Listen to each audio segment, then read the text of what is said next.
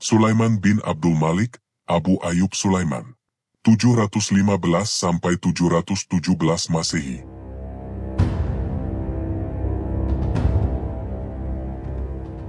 Kalau Al-Walid membawa kejayaan fisik dan kemegahan Islam, maka Sulaiman membawa ruh dan keseimbangan. Ia mungkin tidak sebesar kakaknya dalam pembangunan, tapi jasanya justru monumental karena memberikan transisi damai dan arah spiritual baru bagi dinasti yang mulai haus kekuasaan. Ia membuktikan bahwa kejayaan bukan hanya soal ekspansi dan monumen, tapi juga soal nurani dan kemanusiaan.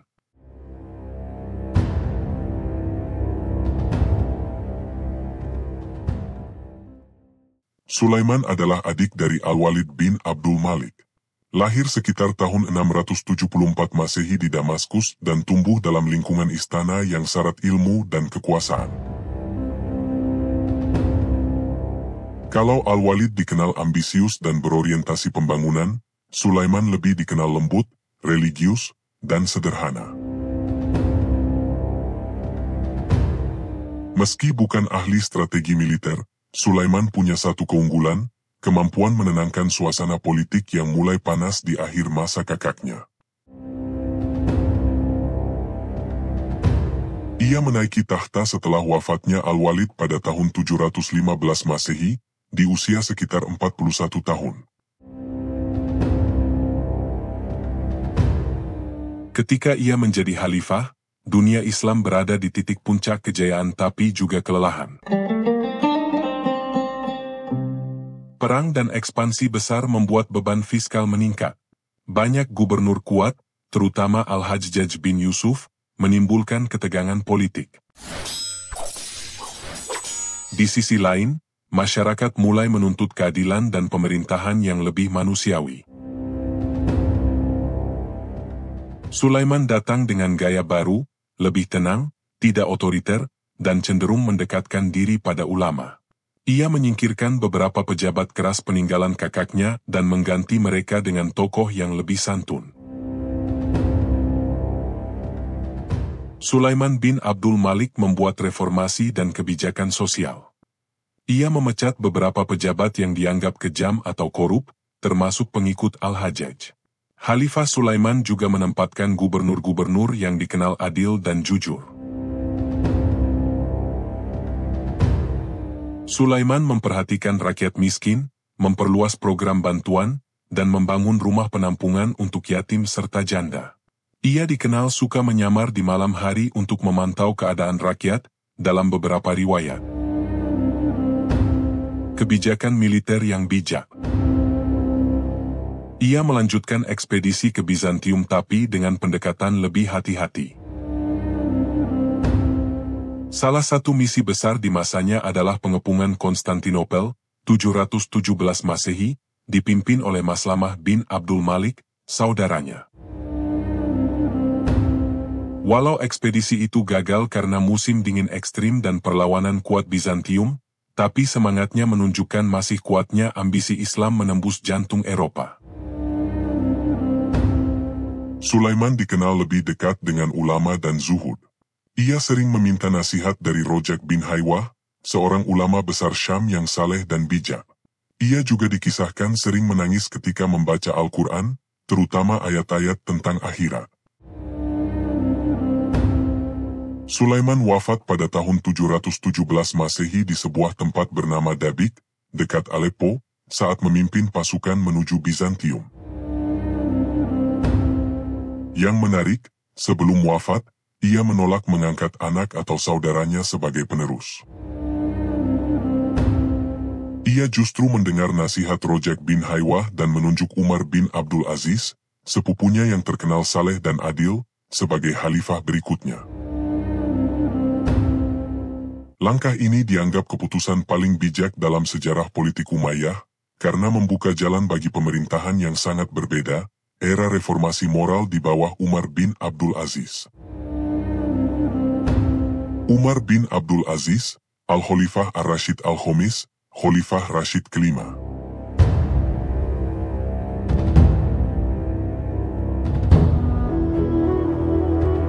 (717 hingga 720 Masehi).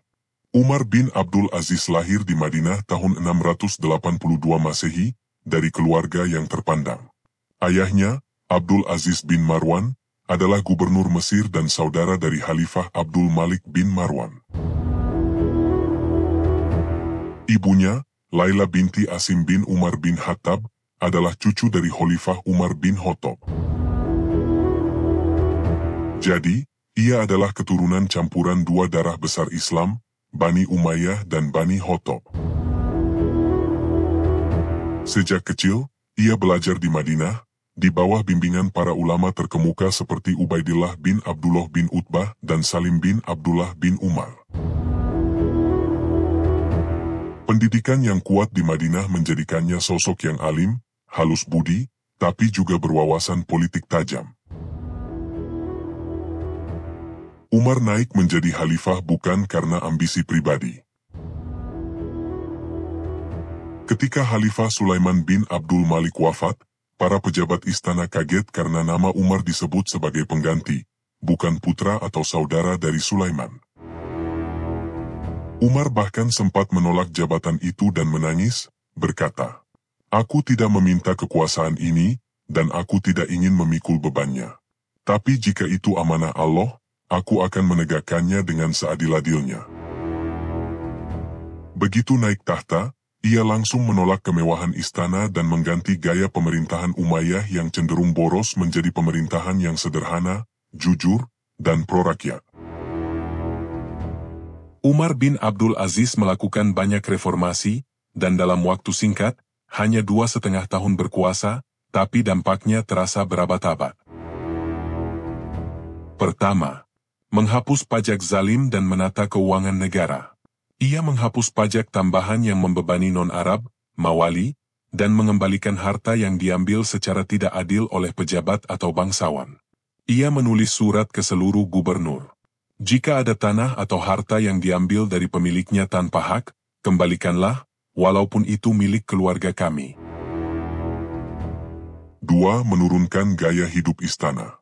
Umar hidup sederhana. Ia menolak menerima gaji besar, menjual perhiasan istana, dan memerintahkan istri serta keluarganya untuk hidup seperti rakyat biasa. 3. Meningkatkan kesejahteraan sosial. Zakat dan Baitul Mal dikelola begitu baik hingga dalam beberapa wilayah tidak ada lagi orang yang mau menerima zakat, karena semua sudah tercukupi. Bahkan disebutkan bahwa Umar berkata, "Aku ingin setiap rakyatku memiliki rumah, pakaian, dan makanan. Jika ada yang lapar di bawah kekuasaanku, maka akulah yang bersalah di hadapan Allah." 4. Mendorong dakwah dan keadilan antar bangsa. Umar memperlakukan non-Arab dan non-Muslim dengan adil. Banyak wilayah seperti Afrika Utara dan Persia masuk Islam bukan karena penaklukan, tapi karena keadilan pemerintahannya. 5. Mendorong ilmu dan penulisan hadis. Ia memberi perintah untuk menghimpun hadis-hadis Nabi agar tidak hilang. Dari sinilah muncul usaha sistematis pertama dalam kodifikasi hadis, yang kelak dilanjutkan oleh Imam Malik dan lainnya. Umar bukan khalifah yang berkuasa lewat ketakutan atau militer, tapi lewat keteladanan dan moralitas. Ia memimpin dengan hati nurani, menjadikan Al-Quran sebagai pedoman harfiah dalam kebijakan negara. Umar wafat pada tahun 720 Masehi dalam usia 38 tahun, hanya 2,5 tahun setelah menjadi khalifah. Banyak sumber menyebut bahwa ia diracun, karena kebijakannya dianggap merugikan keluarga Umayyah yang kehilangan kemewahan dan kekuasaan. Namun, ia wafat dengan nama harum, dicintai rakyat, dan dihormati bahkan oleh lawan politiknya. Yazid bin Abdul Malik, Abu Khalid Yazid, 720–724 Masehi. Masa Yazid bin Abdul Malik bisa dibilang sebagai masa transisi dari spiritualitas ke pragmatisme politik. Setelah Umar bin Abdul Aziz menanam nilai keadilan dan kesederhanaan, Yazid berusaha menjaga kestabilan dan kemakmuran, tapi tanpa kekuatan moral yang sama. Kalau diibaratkan, ia bukan pembangun, bukan juga perusak, melainkan penjaga status quo di tengah perubahan besar dunia Islam. Yazid bin Abdul Malik adalah cucu dari Marwan bin Al-Hakam dan keponakan dari Abdul Malik bin Marwan. Artinya ia masih satu darah dengan para khalifah besar sebelumnya seperti Al-Walid dan Sulaiman. Ia lahir sekitar tahun 687 Masehi, di tengah masa keemasan Bani Umayyah. Dibesarkan dalam lingkungan istana yang makmur, Yazid tumbuh sebagai sosok yang senang kemewahan, meski tetap punya sisi keberanian militer. Ketika Umar bin Abdul Aziz wafat, Yazid naik tahta sebagai khalifah berikutnya atas dasar penunjukan keluarga. Langkah ini mengembalikan sistem monarki turun-temurun khas Umayyah. Begitu naik tahta, Yazid menghadapi dua tantangan besar. Pertama, bayangan besar Umar bin Abdul Aziz, yang membuat rakyat berharap pemerintahan tetap adil dan zuhud. Dan yang kedua, tekanan dari dalam istana, yang ingin mengembalikan kemewahan dan kekuasaan Umayyah seperti dulu. Yazid memilih arah kedua, ia menghentikan banyak kebijakan reformasi Umar bin Abdul Aziz, termasuk pembatasan kemewahan istana dan pengembalian tanah-tanah kepada keluarga bangsawan. Namun, ia tetap mempertahankan sebagian sistem keuangan dan administrasi yang sudah tertata rapi dari era sebelumnya. Meski dikenal sebagai khalifah yang gemar hiburan, Yazid tetap menunjukkan sisi tegas dalam militer. Ia melanjutkan kampanye militer ke Bizantium, mengirim pasukan ke Asia Kecil di bawah komando Maslamah bin Abdul Malik. Di timur, ia mengirim bala bantuan ke Khurasan dan Transosiana untuk memperkuat perbatasan dari serangan Turki dan pemberontak lokal.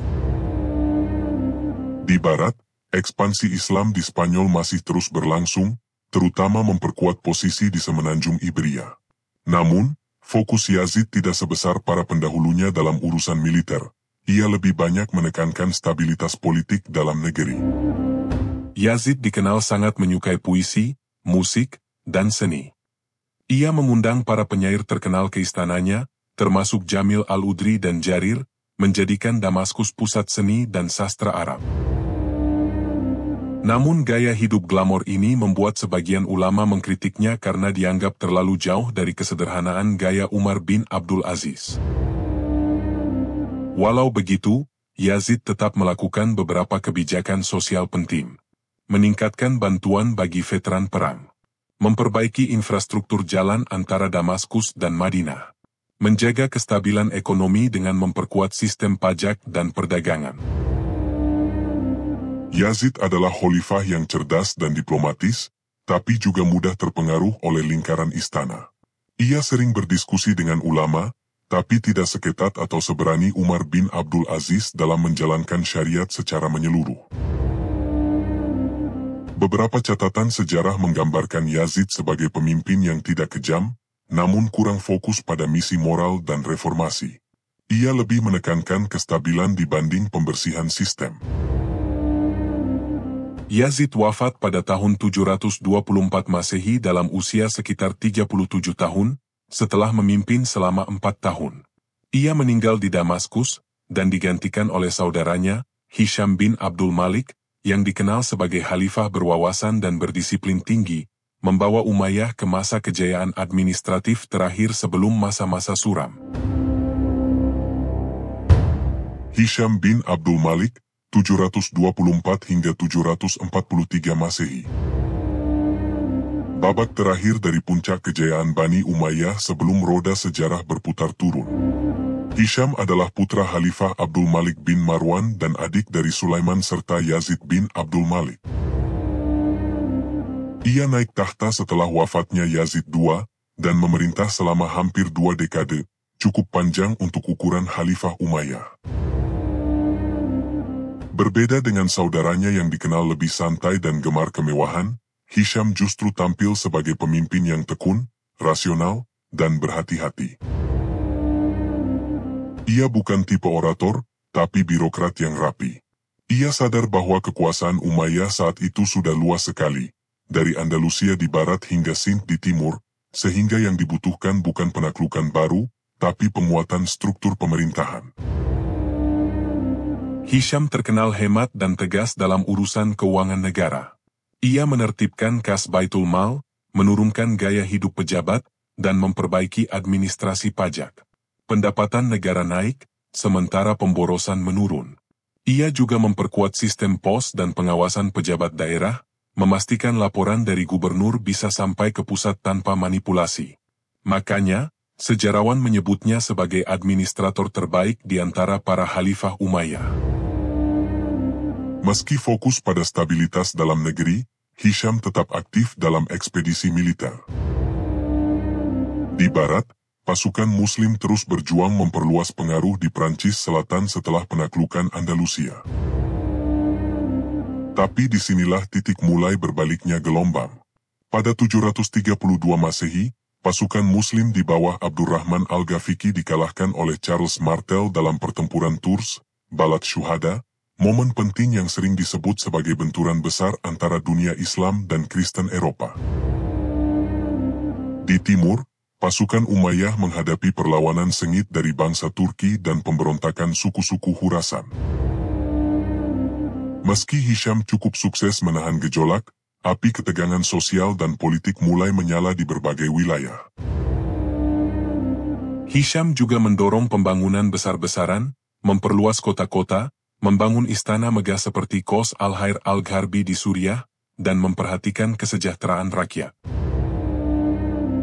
Tapi kemegahan itu diimbangi dengan ketertiban administrasi yang kuat.